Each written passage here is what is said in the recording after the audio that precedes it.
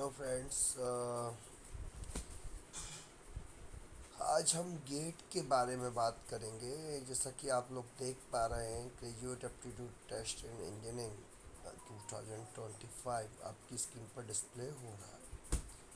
ठीक है, अब इस वीडियो को हम इंग्लिश में बनाएं या हिंदी में बनाएं, अब या इंग्लिश में बनाएं या कुछ पॉइंट्स जो हम नॉर्मली इंग्लिश में यूज़ करते हैं उनको यूज़ करें। जैसा भी हो आप मुझे कमेंट सेक्शन में ज़रूर बताएं, और वीडियो देखने के पहले चैनल मेरा सब्सक्राइब कर रहे अपने CS चैनल, साथ में बेल आइकन पे भी ऑल प्रेस कर दें, घंटे के बटन को ऑल कर दें। ठीक है, तो अब मैं इस वेबसाइट के थ्रू वीडियो बनाऊं या आपको फिर हमारे द्वारा ही वीडियो बनाऊं, जैसा भी हो उसको हम देख लेते हैं। ठीक है, अब हम इस वेबसाइट को ही डेमोस्ट्रेशन कर लेते हैं, इससे आप लोगों को काफ़ी हेल्प मिलेगी। वीडियो का नाम रहेगा गेट की कहानी। अभी आगे जो भी वीडियो मेरे आएंगे उसमें इस तरह से वर्ड रहेगा, शायद कहानी वगैरह सुन के आप लोगों को ये इस टाइप का टाइटल बहुत अच्छा लगेगा, शायद इंटरेस्ट भी आएगा आप सभी व्यूअर्स को, एस्पायरेंट्स को। ठीक है, तो गेट IIT एकेडमी आप लोगों का बहुत स्वागत करता है। और गेट IIT एकेडमी का पर्पज़ ये था कि गेट के लिए एक अच्छा प्लेटफॉर्म प्रोवाइड किया जाए। गेट IIT एकेडमी की जो मैंने शुरुआत की थी वो की थी 2009 के बाद इसको मैंने लगभग 11 मंथ इसको एक्टिव रखा था। इसके बाद मेरा सिलेक्शन उसी समय मेरा NBS PGT कंप्यूटर साइंस जो रिक्रूटमेंट मतलब इतिहास हिस्ट्री में NBS नवोदय स्कूल की हिस्ट्री में पहली बार हुआ था, उसमें मेरा रिटन टेस्ट क्लियर हो गया था। देन इंटरव्यू के लिए डेट आ गया था, और इंटरव्यू के बाद फिर कुछ स्टे लग गया, जिसके कारण रिजल्ट 2012 तक डिले हो गया। तो 2009 में जो मैंने जब रिटन टेस्ट दिया, रिटन टेस्ट मैंने कहाँ दिया था, रिटन टेस्ट मैंने भोपाल में जाके दिया था, कोई ग्रुप ऑफ कॉलेजेस था। और इस रिटन टेस्ट को देने के बाद मेरा जो इंटरव्यू डेट था हैदराबाद में, वो फर्स्ट शिफ्ट में फर्स्ट इंटरव्यू मैंने फेस किया था। यदि फर्स्ट डे में फर्स्ट शिफ्ट में फर्स्ट इंटरव्यू में फेस कर रहा हूँ, इसका मतलब ही यही है I have got maximum marks like NBS PGT recruitment test of 2009। Okay, 2008 और 9 या। तो अब हम जो हम बात करना चाह रहे हैं गेट की कहानी। तो ठीक है, तो गेट की कहानी कैसे है, क्या है, कहानी वर्ड से आप लोगों को बहुत अच्छा लगेगा। ठीक है, तो जैसा कि आप देख पा रहे हैं गेट हर साल होता है। ठीक है, अच्छा गेट एक होता है ना, और एक होता है ये गेट। ठीक है, एक लॉजिक गेट सुने हैं आपने, और एक ग्रेजुएट एप्टीट्यूड टेस्ट है इंजीनियरिंग 2025। ठीक है, यानी 24 तक का गेट कंप्लीट हो चुका है, और 25 का गेट अभी फरवरी में होगा। अभी फिर से application submission is closed, status of the submitted application can be checked at HTTP। Okay, तो गेट मेरे ख्याल से हाँ IIT रुड़की इसको ऑर्गेनाइज कर रहा है। अच्छा, गेट भी IIT के द्वारा ही होता है, और जो एक्चुअली में NTA लेता है, IIT लेता है, NTA एजेंसी हो सकती है, लेकिन पेपर तो IIT ही बनाता है। और इससे GO एग्ज़ाम होता है, वो भी IIT की एक ऑर्गेनाइजिंग कमेटी के द्वारा होता है। अब इसमें जैसे जी में आपने देखा होगा कि हर साल जी होता है, और जी में अभी इस समय जी मेन अभी डिक्लेयर हो चुका है जनवरी में, जो होने वाला है जी मेन। ठीक है, फिर जी एडवांस। ओके, दो बार में शेड्यूल में जी मेन रहेगा, जी एडवांस भी 2 बार शेड्यूल में रहेगा, उसका जो भी रहता है। ठीक है, तो एक ऑर्गेनाइजिंग IIT होता है जो उस दिन उस समय की उस ईयर की IIT जी को ऑर्गेनाइज करता है। ऐसे ही गेट में भी ऐसा ही होता है कि वो एक आईआईटी होगा, वो आईआईटी उस गेट का ऑर्गेनाइजिंग कमेटी होगा। कमेटी का मतलब सिलेक्टेड आईआईटी होगा। ठीक है। अब गेट, अच्छा, बहुत से लोगों को ये लगता है कि एक डालमिया रहता है कि गेट क्यों करें। और अच्छा, दूसरी बात आप लोगों को मैं बता दूं, 2024 का गेट आईएससी बेंगलोर के द्वारा ऑर्गेनाइज किया गया था। मैंने इसका सीएस का पेपर देखा है, काफ़ी टफ पेपर उन्होंने बनाया है। ठीक है। कभी भी याद रखना, कभी भी पेपर देख के अंदाज़ा एकदम मत लगा लेना कि गेट का पेपर सरल आ गया कठिन आ गया। भाई कुछ क्वेश्चन आपको दिख गए, वो आप पे बन गए, तो आपको पेपर सरल लग गया। अब वही क्वेश्चन में कुछ क्वेश्चन आपसे नहीं बने, वो आपको पेपर कठिन लग गया। ठीक है। तो एक परसेंटाइल जो होता है वो, उसका पूरा क्राइटेरिया उसमें गेट के प्रोस्पेक्टस में लिखा होता है। उसको कई बार देखना समझना उसको, तो आपको क्लियर हो जाएगा कि गेट का पेपर किस तरह ऑर्गेनाइज होता है और किस तरह उसका रिजल्ट आता है। ठीक है। तो अब मैं आगे बात करता हूँ गेट की, कि गेट की गेट ग्रेजुएट एप्टीट्यूड टेस्ट और इंजीनियरिंग। ठीक है। थर्ड ईयर और फाइनल ईयर के जो स्टूडेंट्स हैं, इंजीनियर्स है, वो इसको दे सकते हैं, बी बी टेक। ठीक है। अच्छा, इसके अलावा गेट कौन लोग भी दे सकते हैं, और इसके अलावा भी जो एमएससी फिजिक्स है, एमएससी मैथमेटिक्स है, वो लोग भी गेट दे सकते हैं। ठीक है। पर एक बात मैं बता दूं, बहुत से लोगों को ये लगता होगा कि हमने बीई कर लिया, अब हम गेट दे के एमटेक करेंगे और हमारी जॉब लग जाएगी। तो भाई गेट जॉब के लिए नहीं है, गेट है रिसर्च के लिए। हो सकता है उस रिसर्च में कई बार क्या होता है, आपने जब गेट का फॉर्म भरते हैं तो उस समय एक ऑप्शन रहता है कि जिसमें ये बताया जाता है कि किसी आपका जो स्कोर कार्ड है वो कभी कंपनियों को या कहीं भी भेजा जा सकता है। इस ऑप्शन को आप यस करेंगे कि नो करेंगे। कहने का मतलब ये है कि जैसे कोई कंपनी खुली रिसर्च एंड डेवलपमेंट में, या कोई भी कंपनी स्टार्ट हुई, या गवर्नमेंट ऑर्गेनाइजेशन स्टार्ट हुआ, एसआरएफ, जेआरएफ, सभी के लिए आप मतलब कुल मिला के रिसर्च की कंपनी यदि है, यदि बायोमेडिकल कंपनी है, बायोटेक, बायोमेडिकल में भी गेट हो रहा है। ठीक है। Biomedical engineering. ठीक है। तो इस तरह से है ना, आप समझ सकते हैं। ठीक है, कि गेट होता है। अच्छा, ये mock test links are available, मतलब मॉक टेस्ट भी आप यहाँ पे दे सकते हैं। ठीक है। अच्छा, अब एक बात और होती है कि गेट में आप किस सब्जेक्ट से, जैसे आपने बी किया, बी करने के बाद गेट किस सब्जेक्ट से दे, तो ये रहता है कि आपने जो बी जिस ब्रांच में किया, स्ट्रीम में किया है, उसी ब्रांच में आप गेट दे दीजिए। लेकिन ऐसा कोई कंपलसरी रूल नहीं है। यदि किसी कारण से आपने बी इलेक्ट्रॉनिक्स में किया लेकिन आपको कंप्यूटर साइंस में इंटरेस्ट है, तो आप कंप्यूटर साइंस पढ़ के भी दे सकते हैं। हाँ, होता क्या है, जनरली कंप्यूटर साइंस का सिलेबस, कंप्यूटर साइंस से बी करना, बी टेक करना काफ़ी टफ माना जाता है। हालांकि मैकेनिकल से भी टफ ही रहता है, लेकिन हमारे टाइम पे सीएस से बी करना बहुत ही टफ हुआ था। ठीक है। तो अब हम आपको लोगों को बात करेंगे। ठीक है। Closing date of extended online registration application process with late fees. Okay. तो क्लोजिंग डेट भी एक्सटेंडेड हो गई है लेट फीस के साथ। कब तक? 11 अक्टूबर 2024। अच्छा, ये भी क्लोज हो गई अब तो। ठीक है। अच्छा, एक बात और मैं बताऊं कि मैंने जब मैं इंजीनियरिंग के थर्ड ईयर और फाइनल ईयर में था, फाइनल ईयर में, तो उस समय गेट से ये होता था कि इतना होता था कि गेट के थ्रू आपने अच्छा परसेंटाइल लेके आ गए, आपको एनआईटी और आईआईटी मिल जाएगा एमटेक करने के लिए। ठीक है। हाँ, उस समय जो भी पीएसयू थे, ऐसा कोई ऑप्शन नहीं था कि वो लोग वो पीएसयू गेट के थ्रू इंटरव्यू का सिलेक्शन लेते थे अपने पीएसयू, पर्टिकुलर पीएसयू।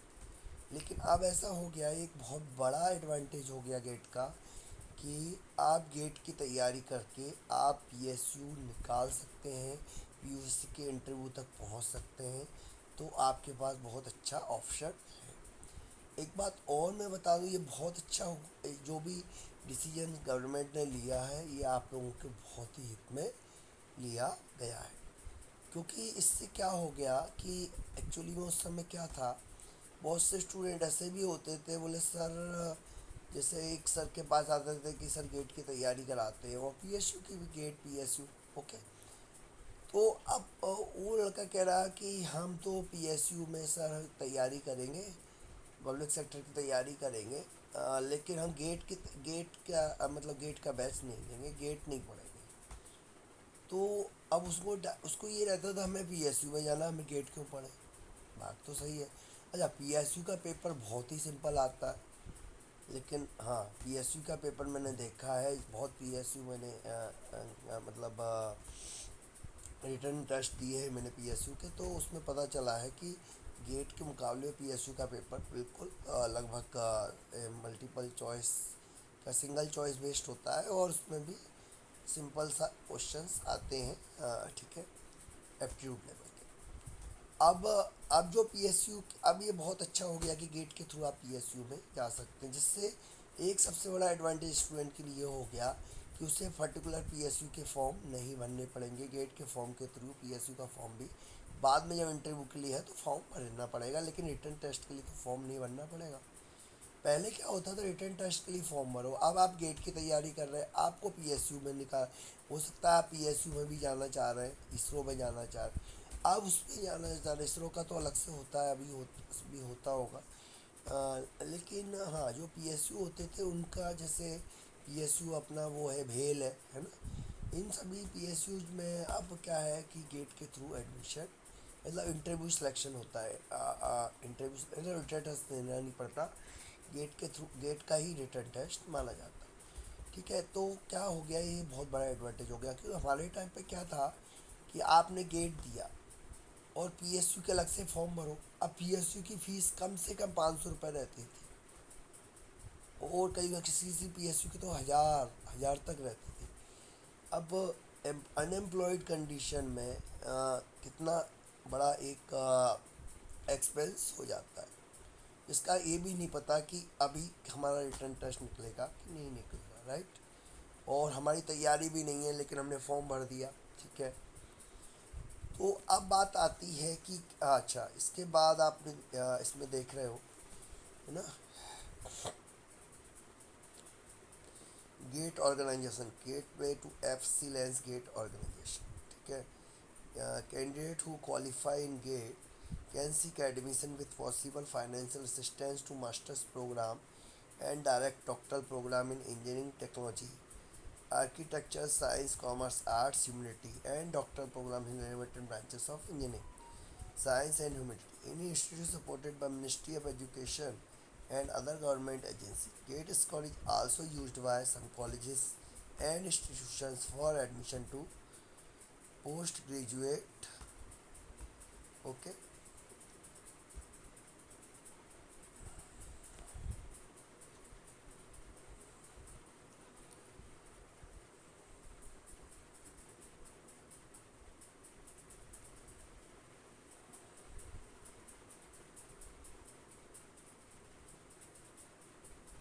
ठीक है, तो अब आप आपको बात समझ में आ गई हो कि गेट का, अच्छा, इस बार गेट 2025 आईआईटी रुड़की के द्वारा कंडक्ट किया जाए, ठीक है। तो IIT Roorkee is the organising institute for GATE 2025।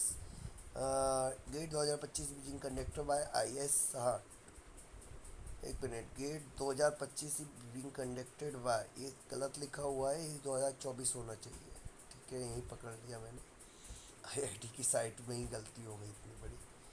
GATE 2025 organise institute IIT Roorkee है, लेकिन इधर 2024 लिखना चाहिए था, क्योंकि क्लियर लिखा है इसमें गेट 2024, मतलब 25 तो अभी होगा।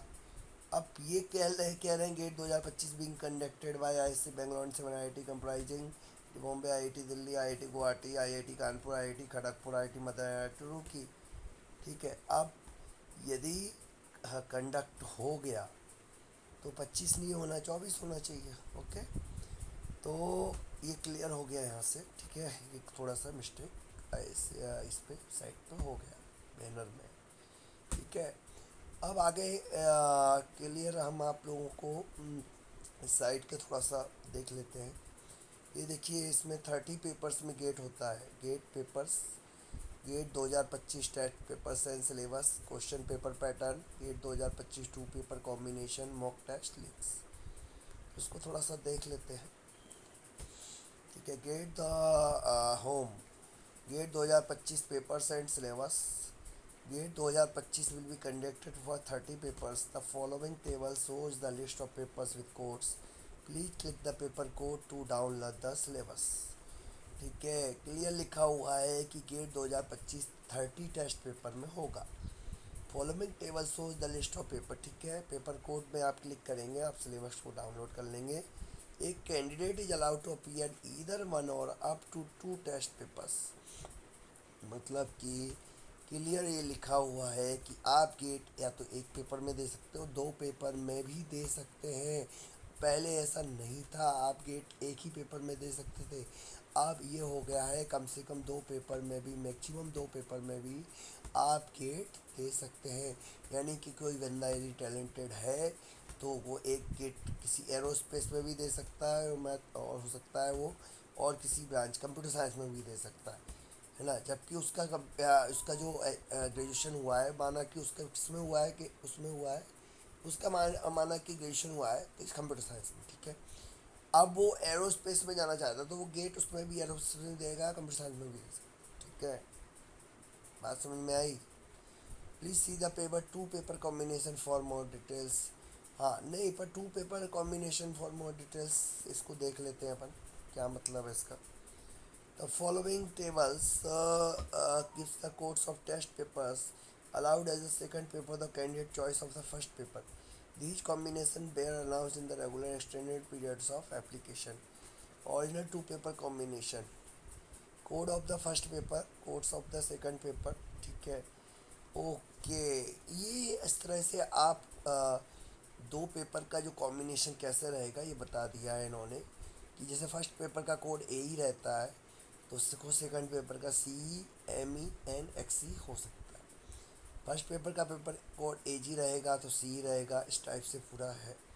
अब जैसे कि माना कि फर्स्ट पेपर हमारा CS है, क्या है, CS, तो CS के अंदर आप और कौन कौन से पेपर कोड ले सकते हैं ये क्लियर लिखा हुआ है। DA यानी वो AI वाला, EC electronics and communication, G है ना, GMA PH और ST। अब ST है ना, क्या है ये, इसको हम मतलब इस तरह से पेपर कोड। एक बात याद रखिए, XC मतलब होता है इंजीनियरिंग साइंस और XL होता है लाइफ साइंस। ठीक है, मुझे भी याद है जब मैं RGPB से भी कर रहा था तो मेरा जो रोल नंबर था इस टाइप से था, है ना। तो वो रोल नंबर किस टाइप से था, उसमें 0905CS001252।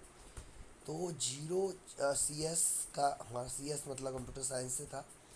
0905 इसका भी एक मतलब था।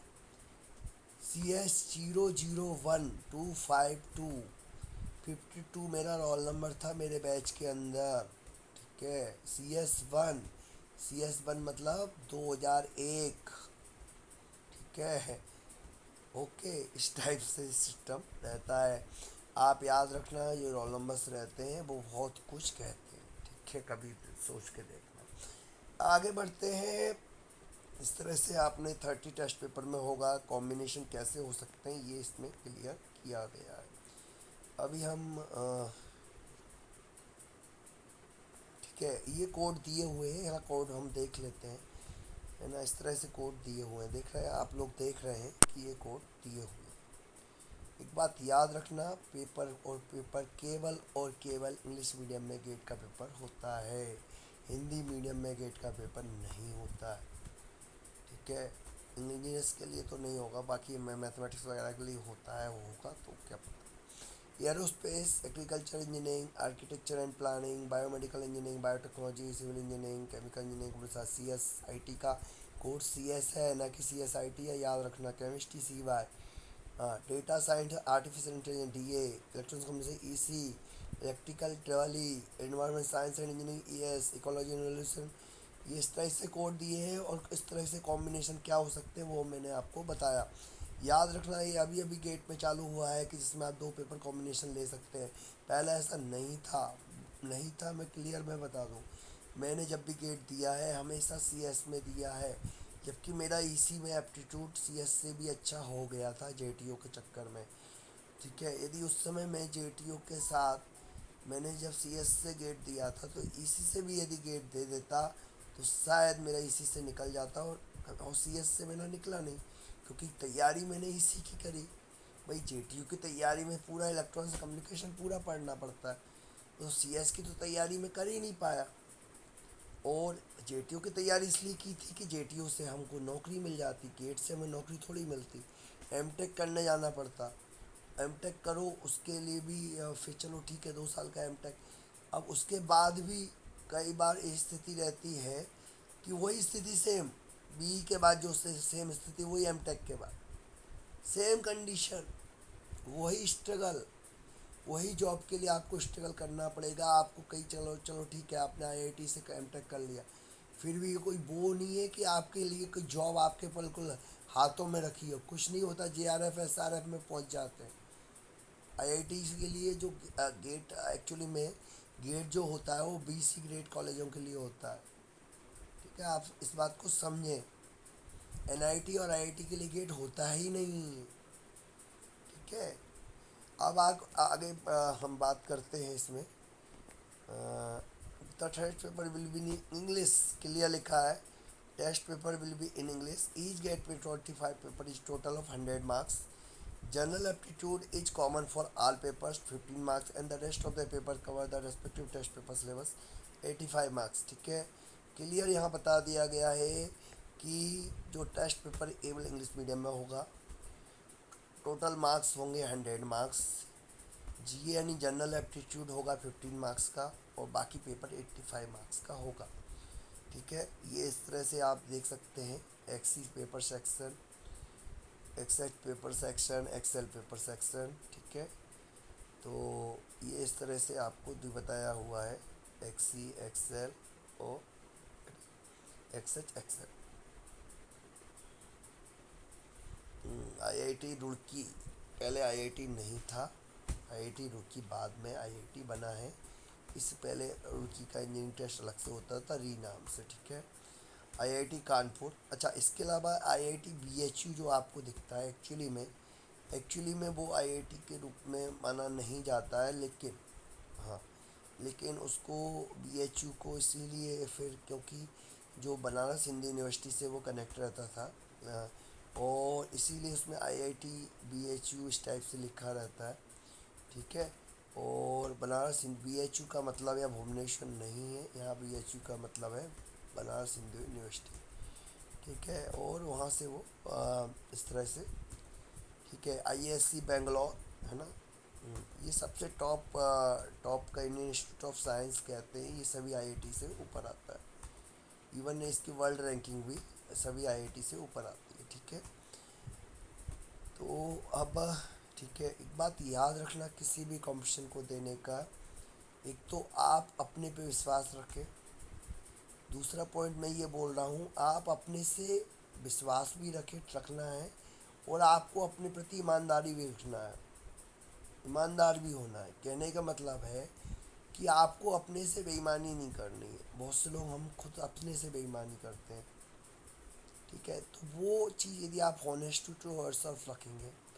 और एक बात याद रखना किसी भी कंपटीशन का बेस होता है कंप्रेंशन और लॉजिकल रीजनिंग। यदि कंप्रेंशन आपका अच्छा है तो आपके जैसे बड़े बड़े क्वेश्चंस आते हैं गेट में उनको आप सॉल्व आसानी से कर सकते हैं, क्योंकि आप तुरंत उनको समझ जाएंगे क्या कहना चाहते हैं। और दूसरी बात क्या है, बड़े क्वेश्चन तो कई बार अटेम्प्ट करना ही नहीं चाहिए। हाँ, लेकिन वो, हाँ, बड़े क्वेश्चन तभी अटेम्प्ट करने चाहिए जब आपके पास टाइम हो। आप पता चला बड़े क्वेश्चन के चक्कर में फंस गए और छोटे क्वेश्चन को भी आपने आपने है ना उसके चक्कर में अटेम्प्ट नहीं कर पाए।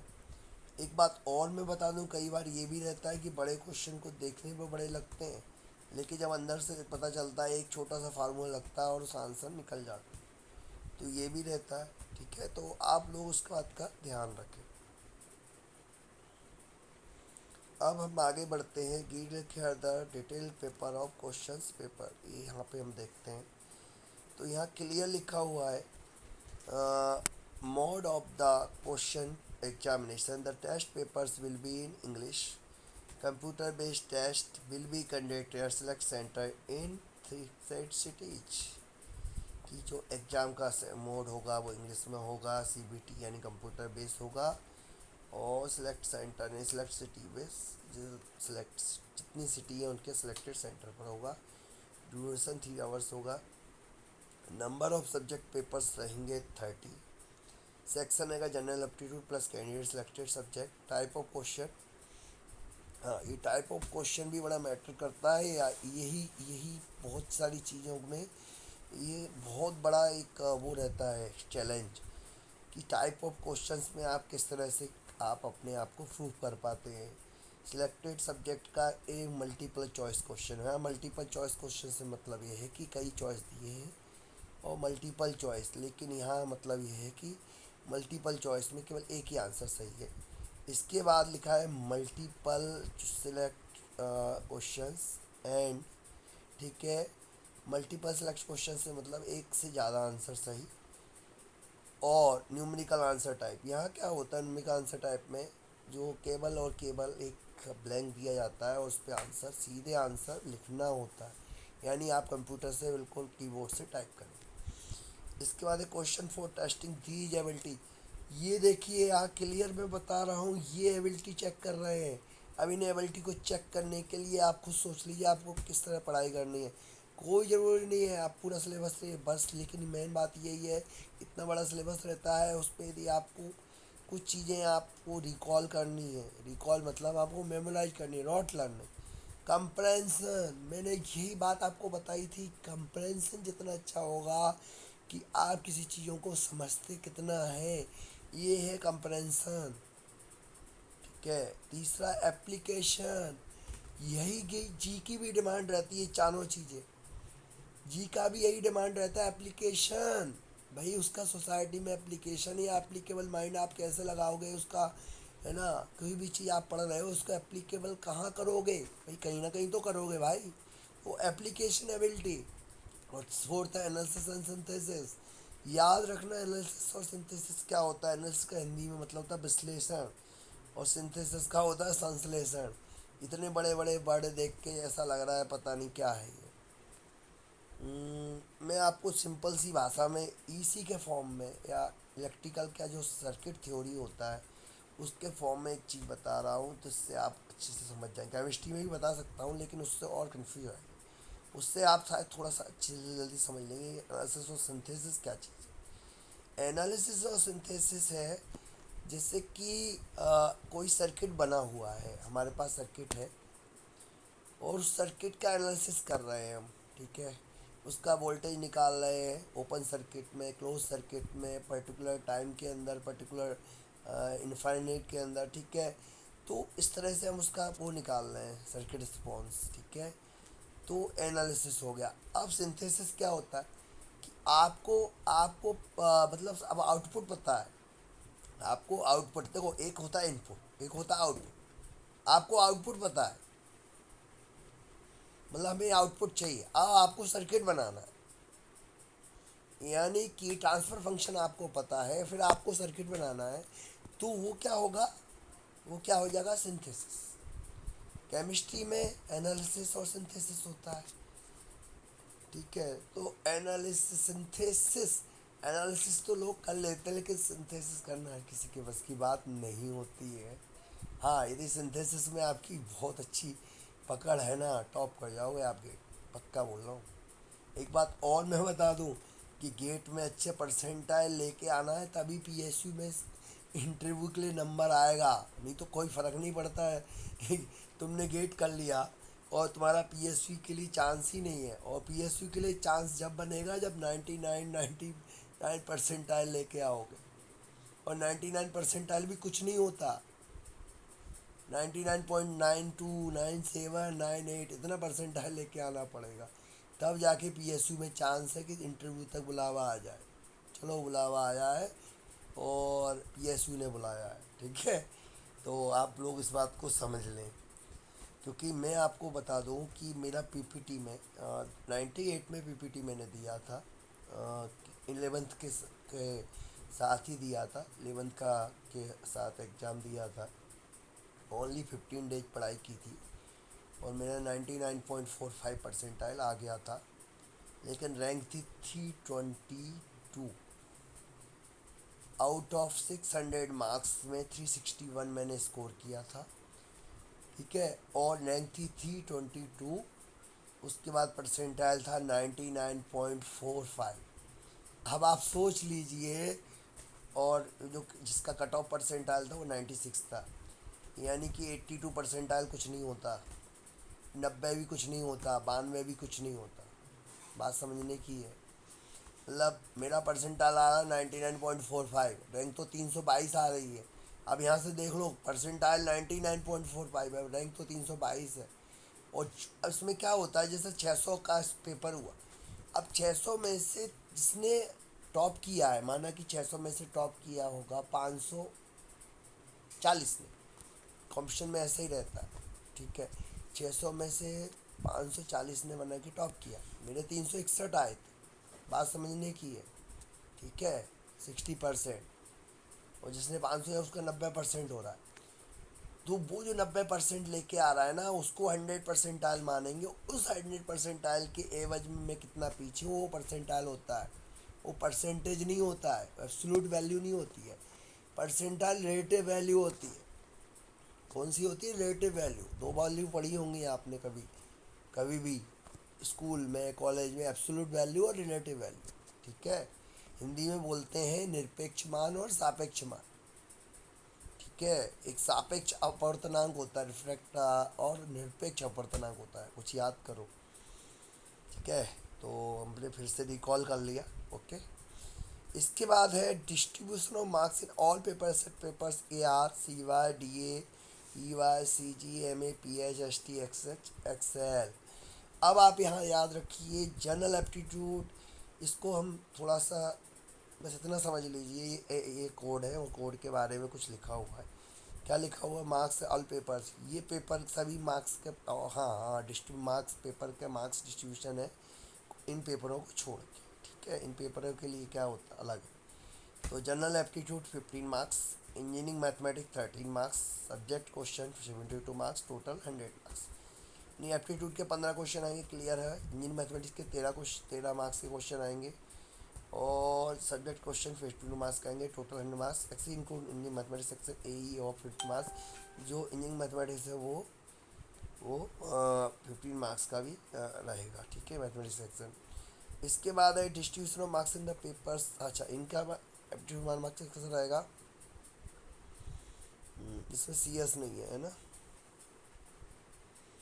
इसमें CS नहीं है ना, तो CS के लिए वही वाला पैटर्न रहेगा इसका मतलब, ठीक है। हाँ, तो इन्होंने एप्टीट्यूड 15 मार्क्स और स्प्लिट क्वेश्चन 50 मार्क्स। मार्किंग इसे क्वेश्चन कैरी 1 मार्क्स और 2 मार्क्स, 1 मार्क और 2 मार्क के क्वेश्चन रहेंगे। For a wrong answer chosen in MCQ there will be negative marking, negative marking भी रहेगी रॉन्ग आंसर के लिए। नेगेटिव कैसी रहेगी? 1 मार्क क्वेश्चन के 1/3 और 2 मार्क क्वेश्चन के 2/3। No negative marking for wrong answer to MSQ और NAT क्वेश्चन। यहाँ क्लियर लिखा हुआ है, मल्टीपल सिलेक्टेड क्वेश्चंस के लिए कोई नेगेटिव मार्किंग नहीं रहेगी, और न्यूमेरिकल आंसर टाइप के कोई क्वेश्चन के लिए नहीं आएगी। MSQ के लिए पार्शियल मार्किंग भी नहीं रहेगी, ठीक है।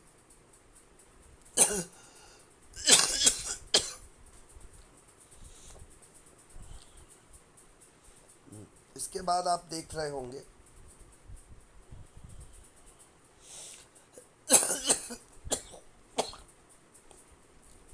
टोटल मार्क्स 100, टाइम 180 मिनट्स, ये सब बातें बताई गई हैं, ठीक है। इसके बाद जो क्या होता है, दिव्यांग लोगों के लिए अलग से गाइडलाइंस वगैरह हो रही है, ठीक है। डाउनलोड आप क्या क्या कर सकते हैं? ये 2025 poster, information voucher, news paper, advertisement, click here, but download question paper भी आप डाउनलोड कर सकते हैं, ठीक है। मैंने किए थे और उसका बुकलेट वगैरह बनाई है, ठीक है। अब नेक्स्ट हम वीडियो में मिलेंगे, नेक्स्ट वीडियो में हम मिलेंगे, ठीक है। तब तक के लिए आप लोगों के लिए गेट 2025 में सफल होने के लिए बहुत बहुत शुभकामनाएं। ये वीडियो आपको कैसा लगा कमेंट सेक्शन में ज़रूर बताएं। ये वीडियो आप लोगों के लिए हेल्पफुल रहेगा, ये सब मेरा विश्वास है। और आप लोगों की बहुत ही हेल्पफुल वीडियो ये रहे, और आप लोग इसको शेयर करें, कमेंट करें, सब्सक्राइब करें चैनल को। और जहाँ तक भी इंजीनियरिंग एस्पायरेंट्स के बीच में या एजुकेशनिस्ट के बीच में ये वीडियो आप पहुँचा सकें, इस बात की शुभकामनाओं के साथ जय हिंद, जय भारत।